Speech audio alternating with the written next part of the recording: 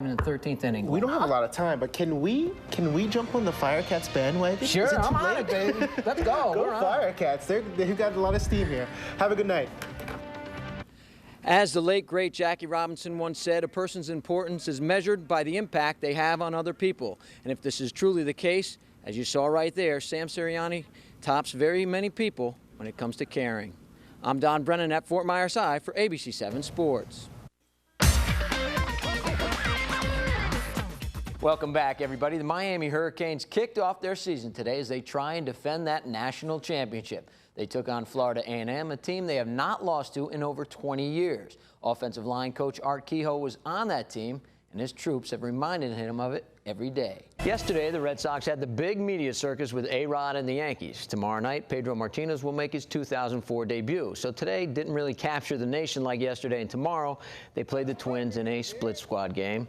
Strike three, you're out. That's what Rhea says to anybody who doesn't play by the rules. The soap opera that is tennis is twirling again. Charlie, Francis is carrying a lot of water with it, and it is going to be dumped on an already saturated Southwest Florida. With more heavy rain expected, Don Brennan tells us your home's best defense could be a shovel and some sand.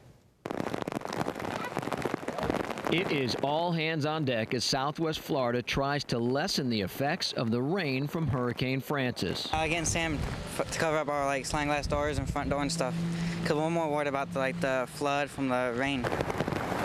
Fill them, tie them, load them.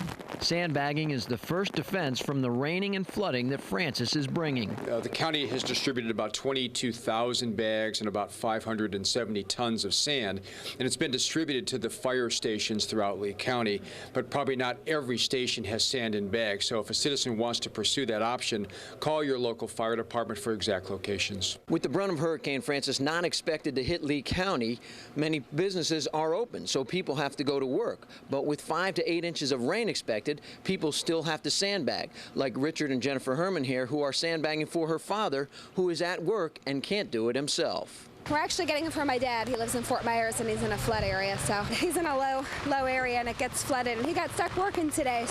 Thanks to Hurricane Charlie, the rainfall record for August was blown away, and the amount for the year is well above normal. There is no outlet right now for more rain here in Southwest Florida. We're saturated right now, the ground from previous rains, and if we're looking at 4 to 10 inches, depending on where you live, it's water on top of water. There's some concern, both from the government standpoint and I'm sure the homeowner's standpoint, that localized flooding may be an issue in a couple of days. So start bagging in anticipation of the rains to come. And bring a couple for a friend or a neighbor. Our neighbors, they an old couple, so we're trying to help them out and stuff. With photojournalist Chad Damp, I'm Don Brennan for ABC 7 News.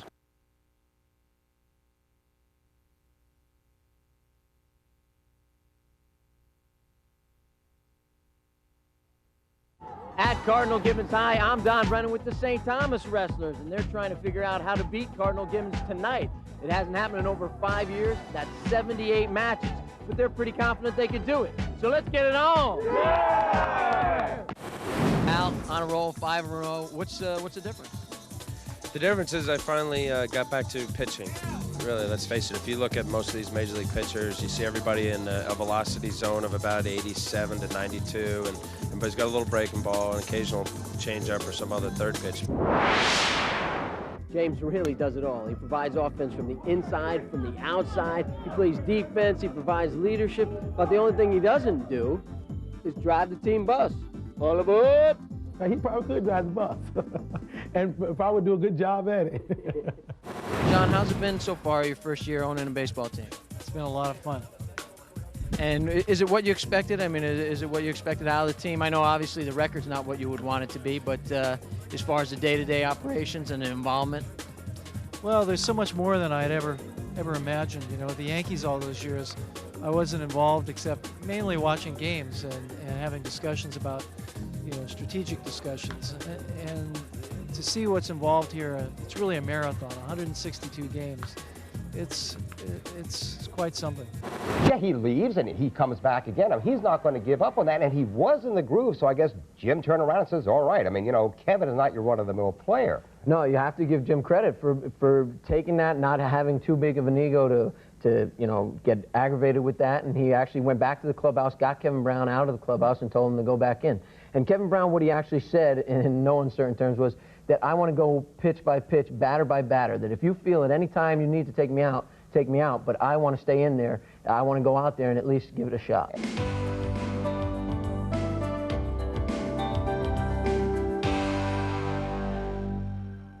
Amanda has always taken pitching seriously, but school, well, that was another matter. But she had quite a scare early on, and that taught her a valuable lesson. I just barely made the grade point average to go to state. Well, I guess the first thing, main thing, how's your health? My knees feel pretty good, and I think I'll be ready Saturday.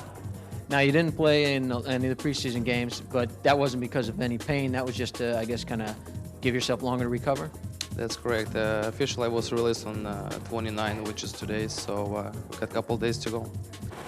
The Panthers got chilled by the Rangers in the playoffs, and today they got iced by them. New York has taken Florida's captain, Brian Skrudland. Skrudland was the unquestioned leader of the Rat Pack. He will put on the blue shirt after signing a 3-year, $5.2 million deal with New York.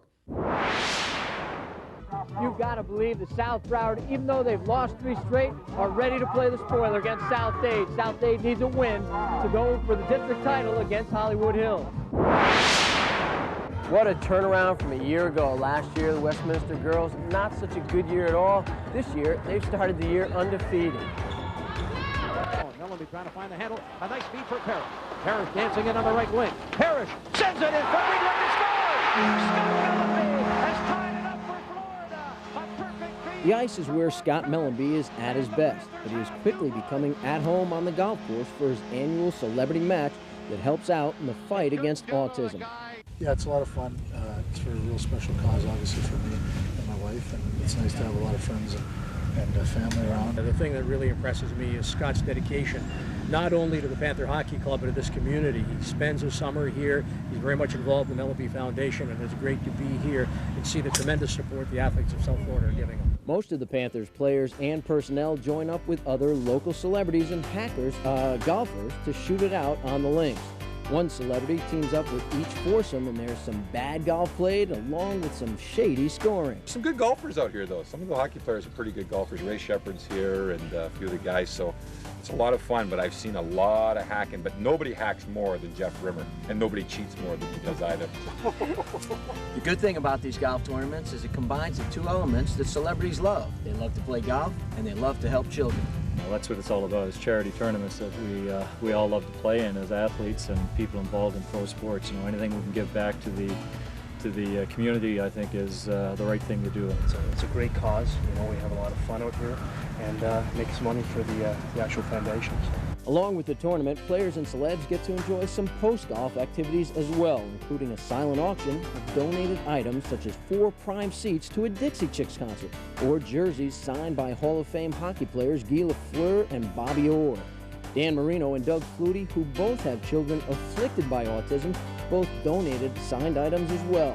When Mellenby decided to have this fundraiser, he didn't know what to expect, but he sure was pleasantly surprised. It was a little overwhelming, to be honest with you. We've had one great thing about it is had a lot of people that we are involved with over the course of the year, whether it be friends from school with my kids, or people in the autistic community, or people around the Panthers, people that I know by name, which makes it extra special. Nearly $70,000 was raised, so the tournament was a success, both on and off the course. Everybody was happy because they helped out a friend, and they all had a good time. They're making great strides. All they need is some fundraising. I know we're raising a lot of money here today, and it's a pleasure to be here.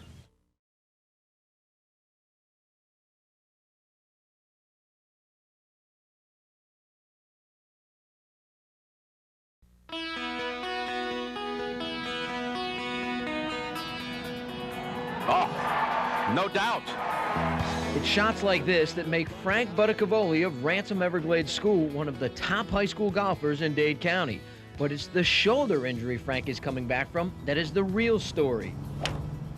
Finals had just ended for school, and I came back home, met with some friends, and we started playing basketball in the pool. And I went up to catch the ball, and I just felt it right away that something happened to my shoulder. He spoke to me in the fall and said, well, I can postpone my surgery until the end of the season and that kind of stuff. And I said, you're crazy. You need to get that taken care of. I said, the reality is you have the potential to play major college golf. And You know, to hold off so you can complete your junior season doesn't make a whole lot of sense. Frank had to have major surgery on the shoulder, and after that, oh no, it was months of grueling rehab so that he could return for this, his senior season.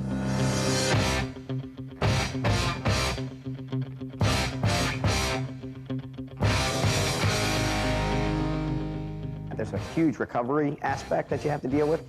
I mean, there's pain. You know, there's no doubt about it. There's discomfort.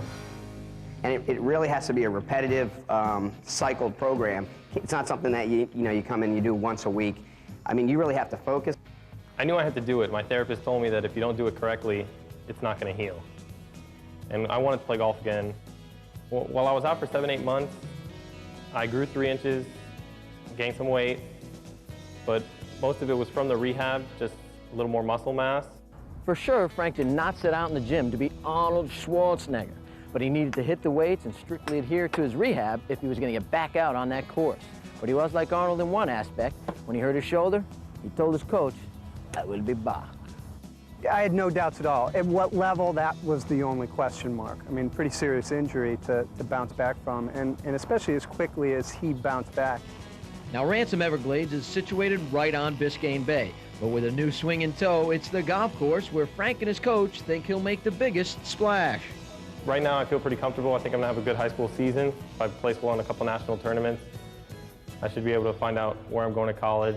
In terms of kind of collegiate stuff, a lot of interest in him because of what he did early on, but I think to some degree, he's a diamond in the rough. And I think wherever he winds up going, he's going to add a tremendous amount to the collegiate program that he hooks up with. But don't went too far.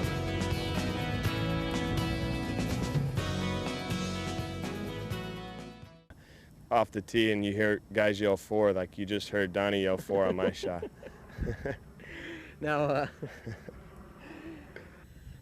who's the biggest celebrity you've ever played golf with? I'd have to be Craig Counsell. I mean, what kind of bigger celebrity would you want? He scored the winning run in the '97 World Series for the Florida Marlins here in Florida, and you know, that's my claim to fame, that I get to go out and play rounds of golf with Craig Counsell. All right, besides Craig, we all know he's the biggest celebrity, but who besides him? I played with Billy Barty.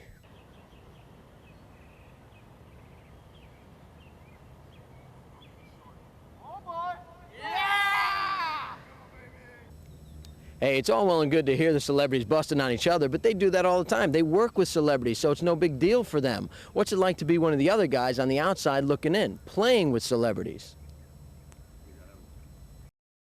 All righty, and Don Brennan is here to talk about sports. I know one story you're keeping an eye on, at least, is about that arena football player who just collapsed and died after what authorities are saying was drinking, what, some energy drinks after drinking some? It may not be related, Curtis. Sure. Before we get ahead of ourselves, he did have some drinks before he collapsed, but we'll tell you about that when we come back. But first, the Major League scores of the day.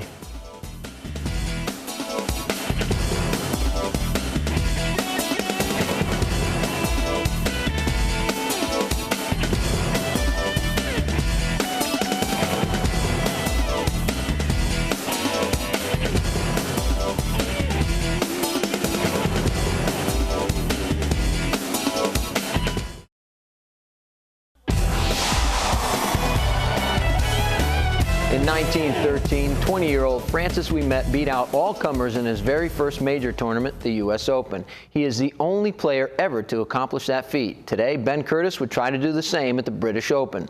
Now, Thomas Bjorn led coming in, but Tiger Woods and Curtis were 2 shots off the lead. Here's Curtis on number 9. He starts to make his run, and he sticks the approach just inches, about a foot from the cup. He'll birdie the hole. And actually, to go 3 under, he would go to 5 under after 11 holes, but he bogeyed 4 of the last 7 holes. That takes him to 18. Nice up and down. This putt for par. He drops it, and he's at 1 under par. Now, on 17, Tiger's even, and he's putting to stay that way for par right here. No! He finishes at 1 over par. Just 2 shots off the lead. Now, Curtis has 1 man to beat, so he's practicing in case of a playoff. This man, Thomas Bjorn, on 18, needs to sink this to force a playoff. It doesn't go, and Curtis wins the very first major that he has ever played in. It's actually his first PGA Tour win. He was the 396th rated golfer in the world.